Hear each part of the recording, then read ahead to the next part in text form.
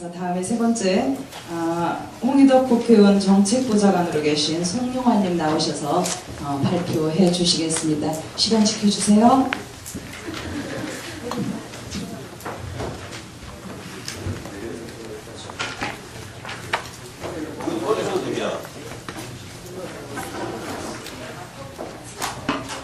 저는 파워포인트를 준비 안 했고 문서에 좀 사진도 있어가지고 한글 문서를 좀 같이 보려고 했는데 지금 시간이 너무 오래 걸릴 것 같습니다. 그래서 제가 쪽수를 말씀드릴 테니까 같이 책자 보면서 말씀드리도록 하겠습니다. 먼저 양해 말씀드려야 될 게 제가 또 다른 지역으로 또 올라가야 돼서 질의응답 시간까지는 못 있고요. 발제를 하고 저는 이제는 이동해야 돼서 그런 점에 대해서 양해 말씀 좀 드리겠습니다. 빨리 좀 진행을 하겠습니다.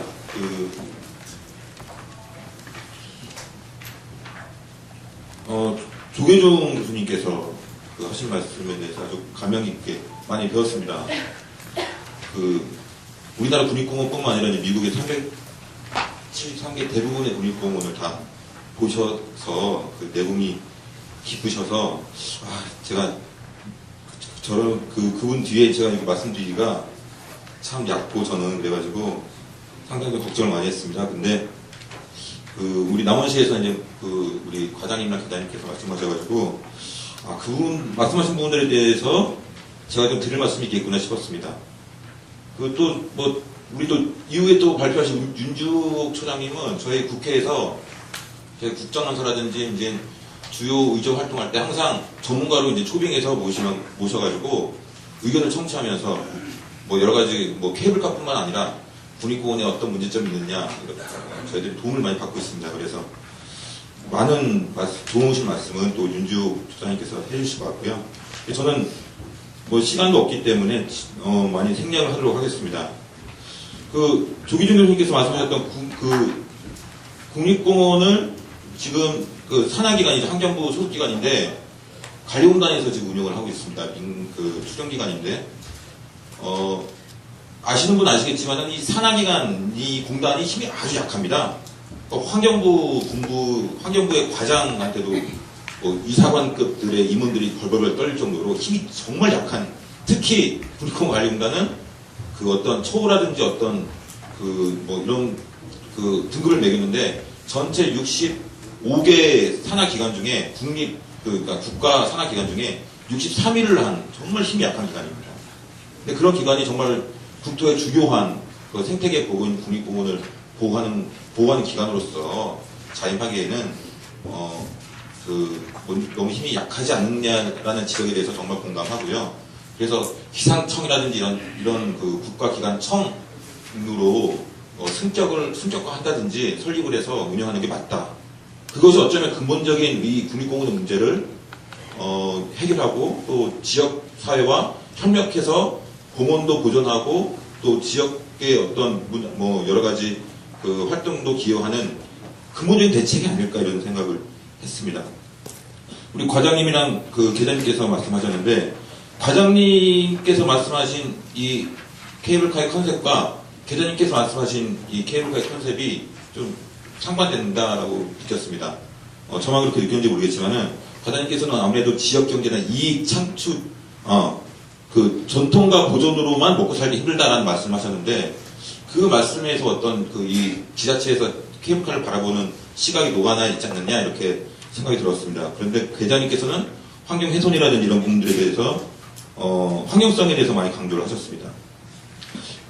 과장님께서 균형이 중요하다고 말씀하셨는데 균형이 정말 중요하다고 생각을 합니다. 이 균형에 대해서는 근데 서로 그 균형점이 균형점이 어디인가에 대해서 다 생각이 다른 것 같습니다. 제가 생각하기에 바람직한 균형점은 10분 후에 제가 말씀을 드리도록 하겠습니다. 이 발표 마지막 순간에 말씀드리도록 하겠습니다. 페이지의 문제는 과정에서 가이드라인이 총 2번 바뀌었습니다. 2009년도에 한번 그때 제정이 됐고요. 그리고 2011년도에 가이드라인이 바뀌었습니다. 지금 상당히 주요, 아까 계장님도 말씀하셨지만 주요 보험도 피해야 되고 탐방로와의 연계도 모두 끊어야 된다 이렇게 얘기를 했습니다. 그래서 환경부에서 얘기하기를 이렇게까지 얘기합니다. 이 가이드라인에는 이런 내용이 없습니다. 없는데 아마 이 공원위원회 회의에서 아마 발표가 됐는지 모르겠습니다.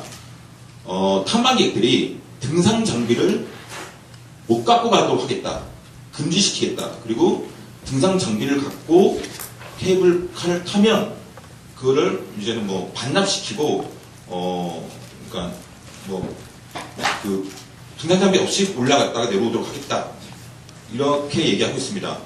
근데 어떻습니까? 이게 이런 방침 지켜질 것 같습니까? 저는 전혀 실효성이 없는 방침이다라고 생각을 합니다.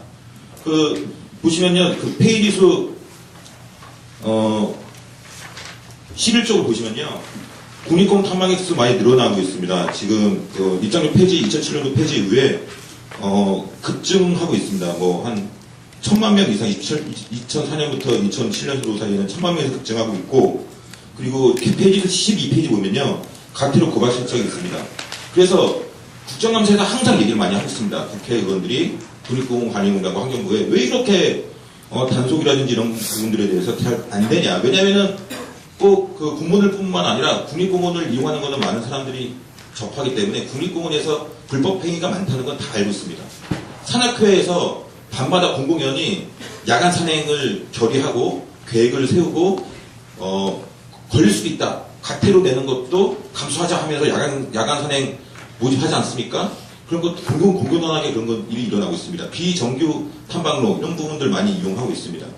그런 부분들에 대해서 단속이 안 돼. 왜 안 되냐? 항상 하는 얘기가 인력과 재정이 부족합니다라고 얘기합니다. 단속 인력과 재정이 부족합니다. 페이지 수 20페이지 보시면요, 국립공원의 직원 운영 현황이 있는데요. 이게 이제 북한산을 좀 봐주십시오. 북한산이 지리산에 비해서 무척 작습니다, 면적이. 다만 이용객은 상당히 많습니다. 그런데 북한산에 그래서 이용객이 많아서 북한산에 이제는 국립공원 지킴이가 있고 녹색 지킴이라고 98명이 있습니다. 그런데 직원들도 꽤 많습니다. 100명이나 있고요. 지리산이 맞먹습니다. 그런데 국립공원 지킴이랑 같이 산을 이렇게 이제 현장 조사를 했는데 여기서 일하시는 지킴이랑 이분이 하소연을 하십니다. 너무 왜 이렇게 훼손되고 또 안전 문제가 발생하고 불법 문제고 이런 것들을 어떻게 좀 해결해야 되겠습니까? 현장에서 이렇게 일하시는 분으로서 좀 의견 좀 주십시오 그랬더니 너무 인원이 부족하다고 얘기를 하고 있습니다. 아까 교수님께서 국립공원 관리공단 수준에서의 관리이기 때문에 국가 차원에서 또 모릅니까? 좀 인정받지 못하고 있고 인력과 재정에서 너무 소외가 되고 있기 때문에 너무 역부족이라는 겁니다. 그래서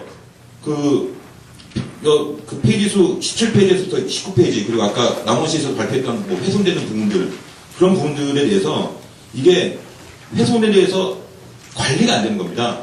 그래서 또 돈 투자가 2008년부터 14페이지 보시면 이제서야 2008년부터 훼손지에 대해서 보고를 하기 시작했습니다. 15페이지 보시면은 설악산 권금성 그리고 덕산 창적봉 이런 부분들이 대표적인 여기가 이제는 케이블카 중점 부위인데 대표적인 훼손지입니다. 네. 그래서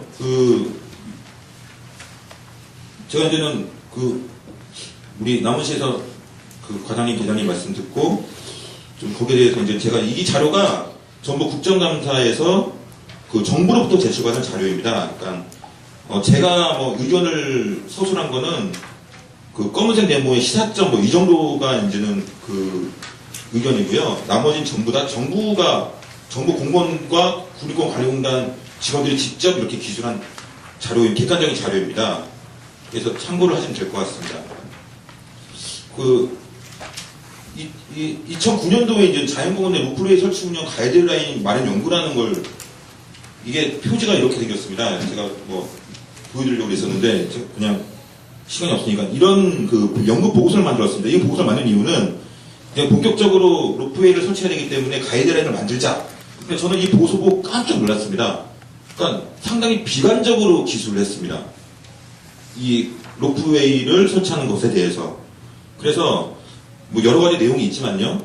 제가 대표적인 것만 인용을 해보면 이 보고서 71쪽에 나와 있는 내용입니다. 21쪽, 이 자료집 21쪽에 보시면 탐방객 소문조사를 했는데 이 보고서에는 이렇게 얘기를 하고 있습니다. 이 로프웨이를 설치하려면 국민 가반수가 이 필요성을 인지하지 못하기 때문에 국민인식을 변화시켜야 된다, 이런 내용이 있고요.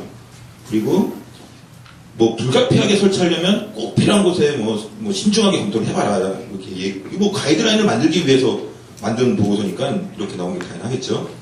그리고 이 자연환경 훼손에 대해서는 국민의 54.7%가 동의했고, 자연환경이 훼손된다라는 거에 동의했다는 거죠. 그리고 탐방객 중에는 그나마 탐방객들은 적은 수가 39%가 동의했다라고 하고 있고요. 자연환경 훼손 우려에 대한 국민 의견을 고려해서 로프웨이 계획 설치 운영의 전 과정에서 자연환경 훼손을 중요하게 고려해야 된다. 그리고 마지막으로 2009년도에 이건 보고서 69쪽에 나온 내용인데요. 국립공원 로프웨이에 대한 이용 형태 조사 결과 케이블카만 이용하겠다는 응답은 4.3%에 불과하다는 겁니다. 그러니까 아까 교수님 말씀과 일맥상통한 겁니다. 스위스라든지 아니면 캐나다라든지 이런 곳에 국립공원 이용의 패턴이 다릅니다. 우리나라는 다 도보로 가고 뭔가 직접 걸어가면서 느끼고 이런 목적으로, 이런 수요입니다. 국립공원을 찾는 수요가.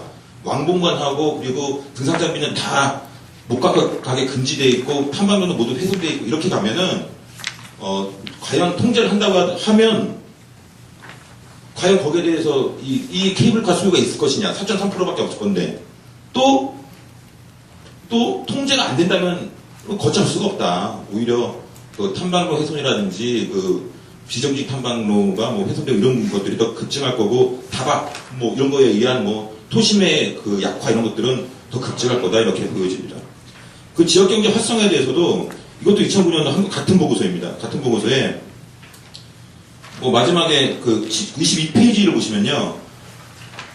로프웨이 주변 지역 지출 기록 금액은 하루에 한 명이 5,900원밖에 안 될 거다. 그러니까는 로프웨이 설치로 인한 주변 지역 활성화 등에 대해서 너무 많은 기대를 가지지 않도록 충분한 고려가 필요하다라는 겁니다. 네, 그리고 또 이 보고서에 보면 또 재밌는 내용이 있는데, 이 케이블카를 이용한 사람들이 종점부에서 이렇게 세워 나가가지고 능선까지 올라가고 정상부까지 올라가고 이렇게 가는 사람들 제외하고 종점부에 머무는 사람들의 체류 시간은 1시간 이내더라, 거의 대부분이.